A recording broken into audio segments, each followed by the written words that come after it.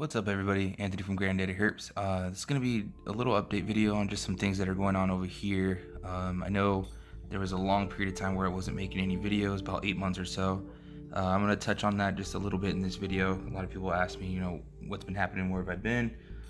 Long story short, I bought a house in October, and I transitioned the whole collection over here to this new house, and basically my entire collection, or the majority of my collection, went off of food. And that was right, in the peak of trying to get everything ready for the breeding season. And that really threw a monkey wrench into things.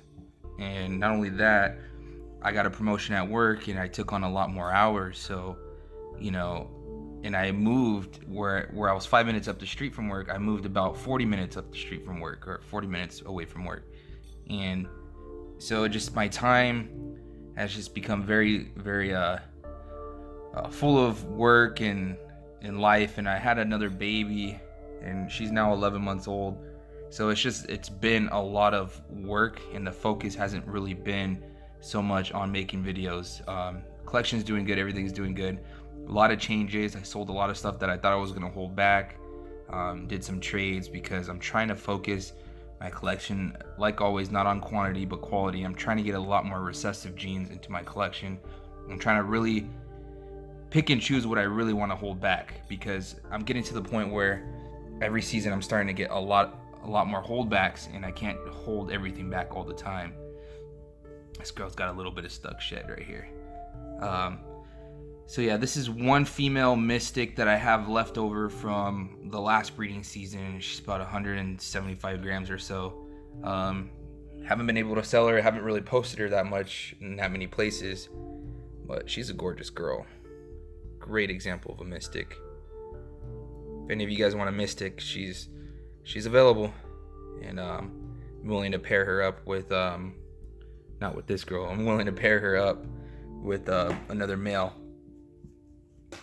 But yeah, man, it's not that I wasn't making videos because something happened. It's just my time has just become very limited. Like I said, I had a baby. The drive for making videos just kind of wasn't there. Breeding season was over, so there wasn't really anything for me to really film or show you guys. I felt like. So this is the last snake I have available from the last breeding season. Again, I didn't really advertise them. These guys went off food for a long time in the very beginning. Got to the point where I almost had to assist feed these guys, but they've really been packing it on this last 2 months or so. This is a male Mystic Pastel. Gorgeous. Surprised he hasn't gone to a home yet either. So this little package right here can get you Super Mystic Pastels, which are gorgeous if you haven't seen them. Gorgeous snake, pounding food. Let's see if I can get you that head. Sorry, the lighting isn't that good. Filming this on my Samsung Galaxy S8 Plus, because I still cannot find my GoPro. My GoPro's got my memory card in it. One of the last times we went to Disneyland as a family. Yeah. Alright, that's the last two things I have available if anyone's interested. He's also only about 150 grams or so. Like I said, when I moved, it totally threw everything off food, but everything's doing good now. Very good, actually. Actually, let me show you this. This has got one of my holdbacks. This is the one I just put away, but just for comparison purposes, let me show what an extra layer of pastel does with Mystic. So this is one of my holdbacks. It's a male Super Pastel Mystic.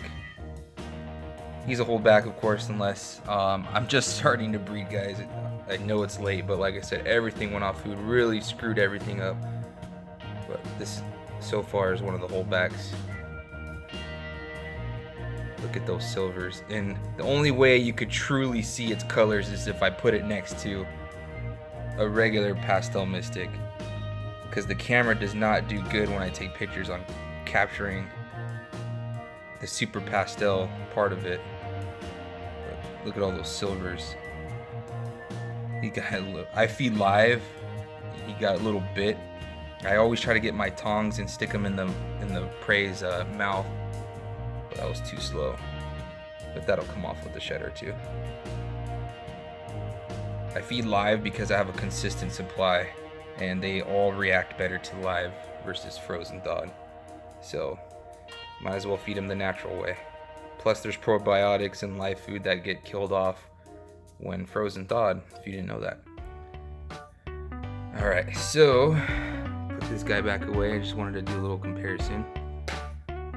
One of my other holdbacks that I absolutely love is this guy right here.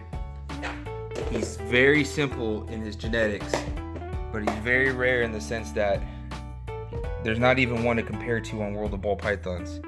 There's a Phantom Calico. He's a Mystic Calico. And he's gonna be part of my dark projects. Look at that. What's crazy is there's absolutely no white. It just really throws eraser marks all over the sides and oranges. I want to somehow get GHI, maybe blackhead into this one day. Look at the contrast. He's doing really good. He's over 200 grams, which is really small, I know, for the age, but at the rate he's going, he'll be 500 grams. I give him 3 months. I'm getting ready to, he's eating adult mice. He can eat about 2 of them. Getting ready to put him on small rats. Something I'm just going to show you. It's already sold. It's going to its new home. But I figured I'd let you guys see how this guy's doing. This is the brother to my Firefly Enchi Yellow Belly. I'll grab him in here in a second to show you a comparison. But this guy came out just stunning. He gets more and more orange after every shed. So this guy just sold. Didn't take long. Let me see if I can get you that yellow belly. You can tell that this has yellow belly from the sides as well, because the blushings turn really orange when you add yellow belly. But the belly is a dead giveaway. If he'll let me show you. You see all those oranges? That's key sign of yellow belly. Not let alone all the freckles and tracks, all the busyness in the belly pattern.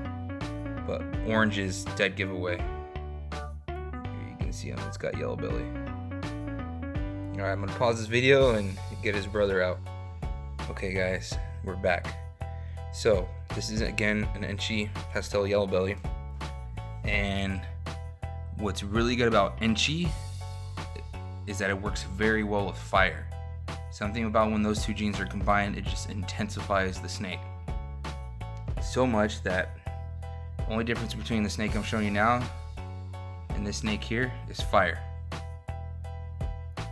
So this one here, let's get him not so much in the bright lighting. This here, again, is a Enchi Fire Yellow Belly Pastel. Hold back. These guys are all over the place. Let me put him away so I can focus on the other guy. My freaking dog been chewing up her bed. There's a piece of her bed right there. She just chews on everything. Okay, come here. Beautiful. But this guy is a smoker. Nice green eyes. He's got what looks like a baby doll face on his head. And she just really cleans up those pastel patterns, gets rid of all those alien heads. There's only a little bit in here. And then, once again, with the yellow belly, the signature mark, it's those tracks. And then the orange belly. Can't really get it, but this guy's got some cool tracks. It's my favorite holdback of the season last year. I've got huge plans for him. He's pushing 400 grams. So by November, he'll be going to a stinger Enchi spider. If my puma quits being stubborn, I'm gonna really go for some puma combos because he's got the yellow belly in, and the puma's an axe like super, so just her alone can only produce sparks and yellow bellies. So not really shooting for any ivory stuff, but ivory, when it has Enchi in it, tends to throw a little bit of pattern in, so it won't completely erase all pattern. But I'm hoping to make some killer puma combos. And then of course he'll go to a bunch of other things too. It's a definite must with this guy. I want to get him into some recessive stuff. So I put him away. We'll grab something else. Now this I didn't produce myself. I don't know if you guys remember, but Earl from Lone Star Reptiles had a 200 subscriber snake giveaway that I didn't even know I entered. Basically, if you were subscribed and whatnot, he would pick a random subscriber, and I just so happened to get picked. And he gave me the option between an orange dream male or this this leopard Mojave female. It was a no-brainer how to get this leopard Mojave. And this girl is just killing it with the food, man. She's over 400 grams already, maybe almost 500. I just got her switched over to small rats from weaned rats. And so, I mean, she's as full as can be. Look at that perfect line going all the way down. Usually when you get leopard, especially in Mojave or lesser combos, the patterns just get very, very busy. But for some reason, this one came out extremely reduced. But it has the signature stripe that goes all the way down and the head stamp. So it definitely got leopard in it. And it's really light. So definitely not just Mojave. But you can see she just ate. It's my day off today, and every Wednesday's feeding day for me, and I needed to make another video. I didn't want to go another 8 months without making a video. So let me show you an update on the Desert Ghost stuff real quick, and we'll call it a wraps on this video. Alright guys, I'm not going to take the males out. I'm just going to show you them in their tub for the Desert Ghost stuff. I hate how these tubs stick, man. I just fed them, so I don't want to really pull them out.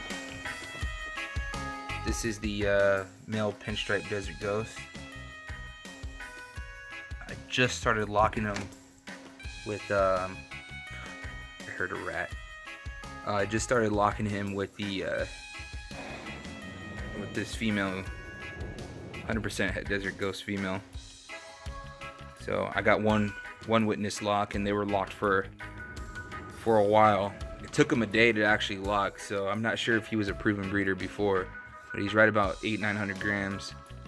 And then I've got this other female here. She's ready to go. She's also a 100% Het Desert Ghost. My pastel Desert Ghost isn't quite ready yet. He's a little on the thinner side of what I would want him to be, but I did keep my pastel 100% Desert Ghost male just in case as a backup, because the pastel Desert Ghost wasn't really doing too well with food. It hasn't been. You know, he would eat a few times and then go off, eat a few times and go off, so I just kept him as a backup. So I'm debating still whether I want to keep trying to get the pastel Desert Ghost up to size, or just go ahead and lock the pastel 100% Desert Ghost. Basically, if I wait and I get the the pastel Desert Ghost, if I just wait, it actually increases the odds. So basically 50% of the babies will be Desert Ghost statistically if you breed a visual to a het. The lighting's not so good in here, but that's the pastel Desert Ghost. He's not skinny, but in terms of breeding, I've had males get very skinny very fast when breeding, and I just don't want that to happen. So I want to give him until he's ready. This guy, for the most part, is a sweetheart. Let me distract him and pick him up. He just had rats crawling all over him, so he's a little irritated. There he is, looking really good. I'll show you guys this reptile room another day. I've been cleaning it and there's crap everywhere. So yeah, guys, there's some little updates. I'll show you more of the collection in another video. Just wanted to get a video out there to show you guys kind of what's going on and to let you know I'm still here. What'll happen is after breeding season every year, I kind of get a little burnt out, and then I don't know, I always get right back into it and I get into it like full force. So I've got that itch again. Been going online looking at snakes left and right.